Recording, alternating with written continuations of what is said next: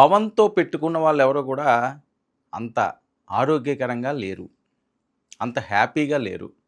ఇది వాళ్ళ ఫ్యాన్స్ మాట్లాడుతున్న మాటలు. అదే పవన్తో పెట్టుకుని పాతాళానికి వెళ్ళిపోయిన పోసాని అంటూ ట్రెండ్ అవుతుంది. ఏంటి అసలు పోసాని ఏంటి? ఈ మధ్యలో అసలు ఈ పేరు రాలేదు కదా, ఆయనకి రాజకీయాలకు దూరంగా ఉంటానన్నాడు కదా, ఎందుకు మళ్ళీ పోసాని తీసుకొస్తున్నారు? ఒకవేళ ఆయన ఏమైనా మళ్ళీ వస్తానంటున్నాడా, రీఎంట్రీ ఇస్తానంటున్నాడంటే పోసాని రీఎంట్రీ ఇస్తున్నారు. ఏ రకంగా ఇస్తున్నారు, ఏం చేయబోతున్నారు చూద్దాం. దిక్కుతోచని స్థితిలో పోసాని కృష్ణమురళి పవన్తో పెట్టుకుని పాతాళానికి పడిపోయిన పోసాని, నోటికి వచ్చినట్టు లకారం భాషలో దూషించిన రాజా. కర్మ ఎవ్వరిని వదిలిపెట్టదు. ఇదండి కర్మ సిద్ధాంతం తెలిసిన వాళ్ళు ఎవ్వరూ కూడా దాన్ని వదిలిపెట్టరు అంటారు నమ్మకం ఉన్నవాళ్ళు. పోసానికి క్షవరం అయ్యాక కానీ వివరం తెలిసి రాలేదు. క్షవరం అవ్వాలా, వివరం తెలిసి రావాలంటేనే. అదే జరిగింది రాజాకి. ఇక రాజకీయం వద్దని దండం పట్టేస్తున్నారా, తన మూలాల్లోకి రీఎంట్రీ ఇచ్చే ప్లాన్లో ఉన్నారా? గతంలో బాబు, పవన్, లోకేష్ టార్గెట్గా నోటికి పని. జగన్ను చూసి రెచ్చిపోయాడు. పవన్ మీద నోరు పారేసుకున్నాక కాల్ షీట్లు, డైరీ ఖాళీ అయిపోయినాయి. రాష్ట్రంలో అధికారం మారాక కేసుల మీద కేసులు. ఒక్కొక్కసారి ఒక్కొక్కరి జీవితంలో ఎలాంటి మార్పులు వస్తాయో ఊహించడం చాలా కష్టం. అలాంటి మార్పులు వచ్చిన వాళ్ళే అంధకారంలోకి వెళ్ళిపోయిన వాళ్ళు ఈ రాజా ఒకడు. ఎందుకంటే ఒక మంచి రచయిత, మంచి నటుడు, మాట్లాడే విధానం కానీ లేకపోతే ఆయన హావభావాలు కానీ అందరినీ మెప్పిస్తాయి. కానీ అది మంచికి వాడాలి, ఒక పద్ధతిగా ముందుకు సాగాలి, ఒక మెసేజ్లా ఉండాలి. అంతేగాని రాజకీయాల కోసమని నాకు నచ్చినట్టుగా నా నోటి దురద తీర్చుకుంటాను, నా నోటి దూల తీర్చుకుంటాను అంటే క్షమించే పరిస్థితి ఉండదు. అదే ఈరోజు పోసానికి ముప్పుగా మారింది. లేకపోతే ఎలాంటి ఉండవలసిన నటుడండి ఆయన. ఎంత అద్భుతంగా కామెడీని పండించగలడు, చాలా అద్భుతంగా పండించగలడు. ఎంతోమంది ఫ్యాన్స్ ఉన్నారు ఆయనకి. ఒక్క పవన్తో పెట్టుకోవడం ఆయన చేసిన తప్పు. ఇంకా అక్కడి నుంచి రివర్స్ అయిపోయింది మొత్తం. ఈరోజు ఎంతో ఆవేదన వ్యక్తం చేస్తున్నాడు, బయటికి రాలేని పరిస్థితుల్లో ఉన్నాడు. కేవలం నోటి దురద. నేను అందుకని చాలాసార్లు నేను సందర్భంగా చెప్తుంటాను రిపీట్ కానీ, నోరు మంచిదైతే ఊరు మంచిది అవుతుంది. ఆ పరిస్థితి ఈరోజు ఎవరికి లేకపోయినా కాస్త లేట్ అవుతుంది కాబట్టి అవుతే అవ్వచ్చు, కానీ ట్రీట్మెంట్ మాత్రం తప్పదు. అదే జరిగింది. ఇక పోసాని కృష్ణమురళి మెంటల్ కృష్ణ సినిమా తీశారు. అప్పటి నుంచి అదే పేరు ఆయనకి స్థిరపడిపోయింది. ఇక వందలాది సక్సెస్ సినిమాలకు రచయితగా పనిచేశాడు. 500 పైబడిన సినిమాల్లో నటుడిగా గుర్తింపండి. 500 పైబడిన సినిమాల్లో నటించాడు ఆయన. గొప్ప గుర్తింపు తెచ్చుకున్నాడు. సామాన్యమైన వ్యక్తి ఏంగా, తీసిపడేసే వ్యక్తి ఏం కాదు. కానీ ఏం చేస్తాం, అనవసరమైన దాంట్లో ఆయన ఏలు దూర్చి కాల్చుకున్నాడు. పవన్ కళ్యాణ్ పైన పోలీస్ స్టేషన్కి వెళ్ళి కేసు పెట్టుకున్నాడు. నన్ను అతనికి చంపడానికి ప్రయత్నం చేస్తాడని తెలిసింది. ఒకవేళ నాకేమన్నా అయితే నా చావు కారణం పవర్ స్టార్ పవన్ కళ్యాణ్, చిరంజీవి గారి తమ్ముడు. అతను సైకో పేరెంట్స్ ద్వారా పుట్టించాలని చంపించాలని చూస్తున్నాడు. నాకేం భయం లేదు, చచ్చిపోవడానికి ఇవాళగా రేపు పోవాల్సిందే. అందుకని పవన్ కళ్యాణ్ మీద రేపు పోలీస్ స్టేషన్లో నేను కేసు పెట్టబోతున్నా. అతని దుర్మార్గాల గురించి ఎంత తెలియదో మీకు ప్రపంచానికి అవన్నీ తెలియజేస్తా పోలీస్ స్టేషన్లో. ఇక చంద్రబాబు తొలిసారి సీఎం అయినప్పుడు పెద్ద ఎత్తున ఫుల్ పేజీ యాడ్స్ పెట్టి ప్రచారం చేశాడు. 2009లో ప్రజారాజ్యంలో చేరి అసెంబ్లీకి పోటీ చేసి ఓడిపోయారు. చిరంజీవి గారు కూడా దగ్గరగా ఉన్న వ్యక్తే. అసెంబ్లీకి పోటీ చేశాడు, ఓడిపోయాడు. ఇక చిరంజీవి నుంచి వైఎస్ రాజశేఖర రెడ్డికి మద్దతు మార్చుకున్నారు. వైఎస్ మరణం తర్వాత జగన్ వైపు టర్న్ తీసుకుని ప్రచారం చేశారు.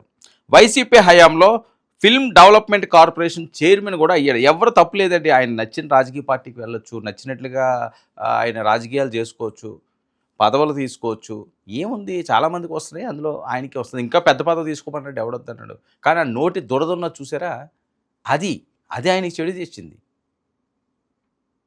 ఎంత ఇప్పుడు రచయితలు అంటే చాలా గొప్పగా చూస్తుంటారండి. రచనకి చాలా విలువలు ఇస్తారు. చాలా తక్కువ మందికి అబ్బే విద్య అది రచించడం అన్నది. ఏదో రాయడం కాదు కదా. 500 సినిమాలకు పైబడి నటించిన ఆయన, 100 సినిమాలకు పైబడి సూపర్ హిట్ సినిమాలకి ఆయన రచయితగా ఉన్నాడు. అలాంటి ఆయనకి ఎంత తెలివితేటలు ఉంటాయండి. కానీ ఏమైపోయింది, ఆ తెలివంతా తెల్లారిపోయినట్టు అయిపోయింది. పరిస్థితి స్టేజ్కి వచ్చింది. ఇక జగన్ తిరిగి అధికారంలోకి రాలేదు. పోసానికి కష్టాలు స్టార్ట్. పోసాని మీద రాష్ట్ర వ్యాప్తంగా 10-15 కేసులు నమోదయ్యాయి. ఊరుకుంటారా? తిడితే ఊరుకుంటారా? అందులో పవన్ కళ్యాణ్ గారి ఫ్యాన్స్ అసలు ఊరుకుంటారా?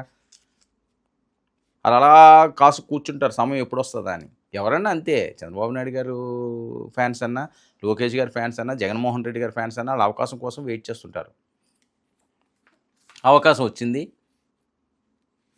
దబిడి మొదలు పెట్టించారు. 2024 ఫిబ్రవరి 26న రాజంపేట పోలీసులు పోసానిని తొలిసారి అరెస్టు చేశారు. తర్వాత గుంటూరు, కర్నూలు, విజయవాడ, నరసరావుపేట పోలీసులు వరుసగా కేసులు నమోదు చేశారు. ఏదైనా ఒక్కడి వరకు రాకూడదని, ఒకటి కానీ మొదలైందంటే అది కంటిన్యూ అయిపోతుంటుంది. ఇది చూడండి, బస్ సర్వీసులాగా గుంటూరు, కర్నూలు, విజయవాడ, నరసరావుపేట ఇలా ఇలాంటి పేర్లు అన్నీని మొత్తం కేసులు పెట్టేశారు.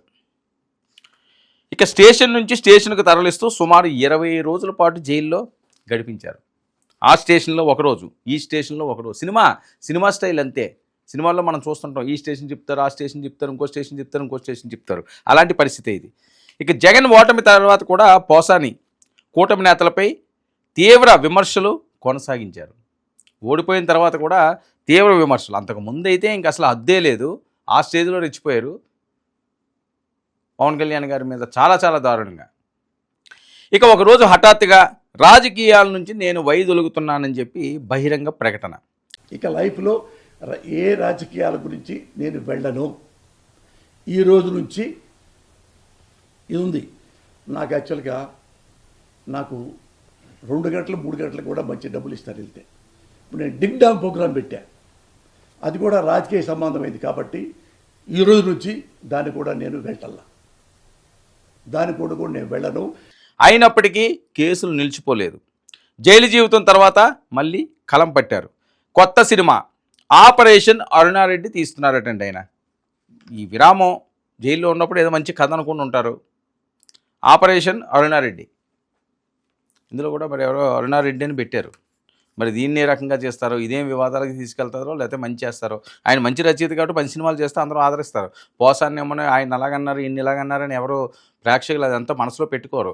మారితే ఎవరైనా సరే మంచిగానే చూస్తారండి. మార్పు లేదు, అలాగే ఉన్నారంటే ఇంకా వాళ్ళు వెళ్ళేసేస్తారు. అదే పరిస్థితి. ఇక ముహూర్తం షాట్ వచ్చే నెల 22న తీయబోతున్నారు.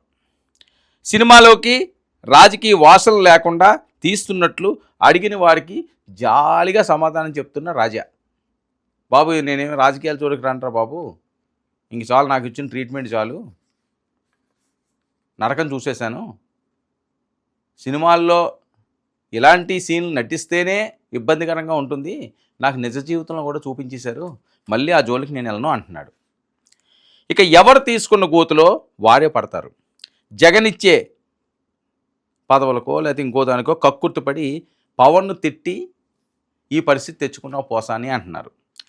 ఇక ఇప్పుడు అవకాశాలే లేకుండా పోయాయి. ఇక రాక వచ్చిన ఆపరేషన్ అరుణారెడ్డి అవకాశం సక్సెస్ అవుతుందా? పోసాని సెకండ్ ఇన్నింగ్స్ ఫెయిల్ అయితే పరిస్థితి ఏంటి? కృష్ణారామ అంటూ ఇంట్లో కూర్చోవడమేనా? ప్రతి ఒక్కరిలోని మెదులుతున్న ప్రశ్న. రాక వచ్చిన అరుణారెడ్డి రాజాకి మంచి ఛాన్స్ వచ్చింది. మరి దాన్ని ఏ రకంగా సానపడతారో, ఏ రకంగా దాన్ని సక్సెస్ చేసుకుంటాడో. రేపు పోసాని మళ్ళీ వచ్చేసాడురా, పోసాని రీఎంట్రీ ఇచ్చేసాడురా, పోసాని మారిపోయాడురా అంటారో, లేకపోతే మళ్ళీ ఆయనకు ఒక్కొక్కసారి ఏదో పూనకంలా ఏదో వస్తుంటుంది. ఆ వచ్చిన ఆవేశంలో ఏం మాట్లాడతారో ఆయనే మర్చిపోతారు. ఎందుకంటే అప్పుడు వీడియోలు ఇప్పటికీ వైరల్ అవుతుంటాయి. చాలా దారుణంగా తిట్టిన సందర్భాలు, దారుణంగా మాట్లాడిన సందర్భాలు. వాళ్ళ కుటుంబ సభ్యులను కూడా ఎవరైనా తప్పే, దాన్ని కూడా ఖండించాం. ఎవరి కుటుంబాల్లోకి ఎవరు వెళ్ళి తొంగు చూడొద్దని చెప్పాం. అప్పుడు అది మాట్లాడాం. ఆ తర్వాత జరిగిన పరిణామాలు ఈయన గురించి మాట్లాడాం. కానీ శిక్ష అనుభవించాడు కదా. ఇప్పటికీ కేసులు నడుస్తూనే ఉన్నాయి. ఎప్పుడు ఎలా ఉంటుందో తెలియని పరిస్థితి. సరే, మరొకసారి మంచి రచయిత కలం పట్టాడు. కలం బట్టి అలా కాలక్షేపంగా తన జీవితాన్ని జరుపుకుంటూ వెళ్ళిపోతే పర్వాలేదు. లేదు నేను కాలు తూగుతాను, కథన రంగంలోకి దిగుతాను, రాజకీయాల గురించి మళ్ళీ మాట్లాడతాను, వేరే వాళ్ళని ఏమన్నా స్టేజ్లు పెట్టి మైకులు పెట్టి ఇష్టం వచ్చినట్లుగా లకారం బూతులతో తిడతాను అంటే పోసానికి రాజా ట్రీట్మెంట్ తప్పదు.